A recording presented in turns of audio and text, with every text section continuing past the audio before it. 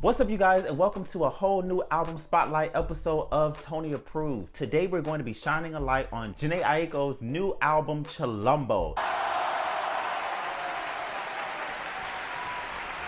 If this is your first time checking out my channel, please make sure that you like and subscribe so you stay in the know of everything that Tony Approved has coming at you guys. With Chilombo, you guys, this is definitely my favorite album of 2020 so far, and I have definitely got to get into this album so I can let y'all know why I have been bumping it literally since the day that it came out. And you know when the sun go down, that's when it would all go down. Jhene's album covers are always a piece of art. She's always been very creative with her album covers in the past. So before this album came out, I was already excited to see what her new album was gonna be, or her new album cover was gonna be when we found out she was dropping a new album soon.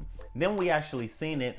With this particular album, she decided to, scale back the dramatics and really more focus on just her. We get a beautiful straight shot of her with the emphasis on the colors of yellow and blue. What's interesting about this is when I noticed that artists are real artsy when it comes to their album covers, and I noticed like they'll turn around and they'll change it up from a particular album, this is when I know they really want you to focus on the music, because they're not overly emphasizing the album artwork to draw you guys in. And it definitely, just looking at this, makes me want to just see, okay, pretty girl, let me see what it is that she's singing about on this record. Chilombo has 20 songs on it, you guys. Yes, 20. And I know some of y'all are kind of like, that is a lot, but no, it is everything that you're gonna need plus more. Shout out to Elliott Wilson, of course. Him and Jhene teamed up for his car test series, where they put Chilombo to the car test, and I learned quite a few things about some of the records from this interview. Jhene mentioned during this interview that there are 20 songs on the album to match the year 2020. I feel like this is the year of alignment, even though coronavirus is keeping all of us at home, but it's still, I feel like there's a main purpose in this that we're gonna see, coming through in the future. So yeah, it just kind of helped me connect more with the year. My favorite tracks off the album, we'll probably have to start off with Trying to Smoke. I'm trying to smoke.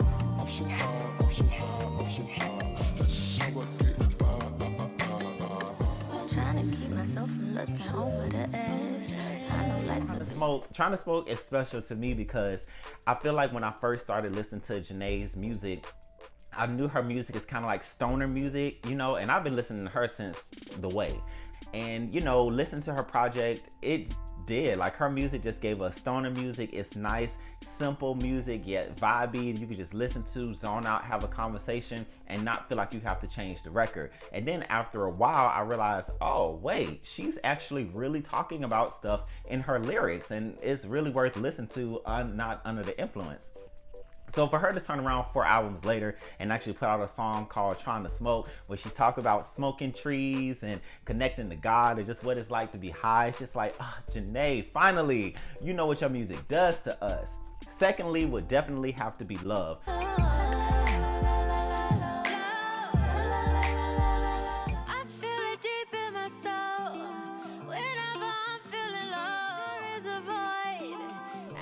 Love is the record that I feel like, and this is gonna sound so corny, but I feel like this song is kind of like the persona of God in his rarest form, because at the end of the day, God is love, and in its pureness, God is purely love, and in this entirety is just love. And I feel like when I listen to this record, that's all I really get. I get the feeling of hope, of joy, of forgiveness, of knowing I'm important, and that I could keep moving forward with everything that is that I need in life. I love to listen to this record in the morning because it just reminds you that no matter what I do in life, no matter how flawed I am, no matter how messed up I am always going to be loved for who I am. And that's how I feel when I listen to that record. And that's why I feel like it's just like God. It's just like, wow, if God had to speak on the track, he'd probably say everything that's in love. This is also the record that Jhene said on Twitter that she would have liked to have her daughter featured on. Unfortunately, she's not on any song off of the album, and she has been featured on her last 2 records. I think that would have been such an appropriate track to have her daughter on. I could have seen that going to the next level.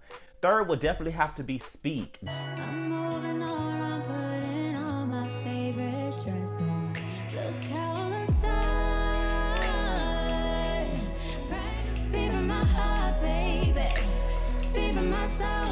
Now with Speak, This was the first song off the album that actually stuck out to me. It's the 4th track, so it didn't take too long for it to, you know, kind of draw me in or whatever. Speak is one of those records that I feel like I could have written, you know, because it's all about finding the strength in a negative situation and knowing that you're worth it, and to find the value in you, which is something that we sometimes lose when we move into relationships with other people. And it doesn't have to be a romantic relationship. It could be a friendship. It could be a coworkership. It could be anything. Most of the time, in order to be in a relationship with someone, you have to sacrifice something. So that song just speaks to me and tells me, hey, to appreciate who I am as a person as a whole, and to try to bring back all of the positive characteristics that I've had in previous relationships that I might have lost because of different things that was going on in those situations. But yeah, like I said, those are just my favorite top 3, but there are definitely other songs that are worth mentioning. Party for me is definitely worth mentioning. It is a dope ending track that makes you want to start the entire album over when you listen to it. This song represents the celebration after death, the celebration that, you know, us that are left behind on earth who only have someone's memories left. I really like 10K Hours. I really like Pray For Me, Pray For You. That song right there, Pray For You, is another song that I probably could have written, because there's nothing more powerful than being okay with letting a situation go, especially for me, because I have the hardest time letting stuff go. But that song gives you the strength to really just like, okay, it's gonna be fine. It's okay. You can move on without whatever it is that you're leaving behind. Born Tired as well. That's another song that I'm so happy she gave us the backstory to during her car test with Elliott Wilson, because I like that. I like a song that talks about the opposite side of working hard, because everybody always out here talk about, oh, I'm grinding, I'm getting, and I'm doing all of this, that, and the third, but they never talk about how tired that is, how tired and draining it is to really chase your dreams and be consistent with it on a daily basis. I'm so happy that Born Tired goes right into love, because those have been the songs I've been listening to in the morning to kind of get me up, let me know, okay, it's okay to be tired, but God is gonna love you through the rest of your day and everything you got to get through. I wouldn't necessarily say there are any songs that I would say that she should have left off the album. Yes, I think all 20 songs should have been on there. I do feel like, however, there are certain songs that I'm still gravitating towards. Morning Dove will be one of them, Magic Hour, and even a little bit with Surrender. I'm still kind of getting to those tracks, but I wouldn't necessarily leave them off the album. When it comes to the feature impact, who all does she have on here? She has Big Sean, she has Ty Dolla $ign, she has Nas, her, John Legend, her dad, Ab-Soul. And it's interesting because all of the features, of course, brought good energy to this project. I know she talked about Lightning and Thunder during her car test with Elliott Wilson, and how that with that song she wanted to really stretch her vocals and show what she could do with her vocal ability, and I think she really accomplished it. With the 10K record, she talked about that one and saying how that record kind of represents a conversation she would want to have with someone who's no longer here because they've passed on, which is great, because Nas and Jhene Aiko was a collaboration that I never even really knew that I really needed, because that's definitely a jamming song. Like, I really enjoyed that collaboration. Happy to see she's back on the record with Big Sean. Of course, we got None of Your Concern before the album drop. It's definitely got us in anticipation for a 2088 part 2. I mean, come on, you guys, bring out another project. Then with Happiness Over Everything, her feature with Miguel and Future, which is a single. I think that's a great choice for a single. I think it's really radio friendly. And like Elliott pointed out during his car test, it's probably the most collaborative type song throughout the entire project, because all 3 artists that are featured on a particular song share their vocals, and they come in at different times, and it's, you know, nice arrangements for everybody placed, and everybody's easily to be able to be heard, versus it being one verse of Jhene, one verse of Miguel, and one verse of Future, or just one artist being featured just on the hook of the song. And definitely have to shout out BS. BS is a fan favorite, you guys, because BS was top track for an entire week on Tidal. Everybody loved that feature. That's a dope song as well. I love her. Her is just incredible. So I was happy to see that she was featured on the album. I've been missing you for 10,000 hours. Y'all already know that this album is Tony approved. I love the name of it, Chilombo. I like the fact that she said that this album was a free flow. She basically went with her and her producers to Hawaii, and they just had jam sessions, and she went back and she recorded the jam sessions, went back, wrote down all of the lyrics, and that's how we got these records. She connected the whole volcano eruption that created the Hawaii Islands to the project and just said how, you know, the lava just kind of free flowed and created these different little islands, which created something beautiful, even though it had to kill off and destroy some stuff to create it. And it kind of is a correlation to, you know, relationships and life, and how sometimes you have to go through really tough things in order to get to the other side.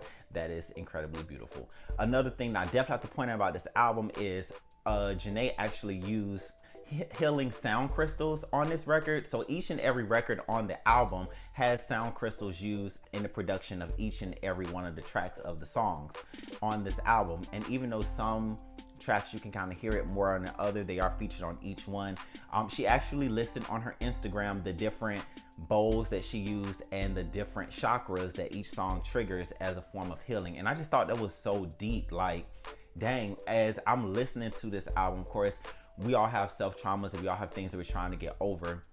And I feel like I'm able to connect to this album for so many reasons, and healing can be one of them now that she's included that into the creation of the beats and stuff. And it's just, it could be a mind thing too, but it definitely makes me feel a little bit more whole and complete knowing that she took that extra step just to make sure that she's offering healing to the world. Because hey, music is the bridge between heaven and earth, and when artists really respect it to that caliber, that's really what makes their album art. I am truly a fan of Jhene.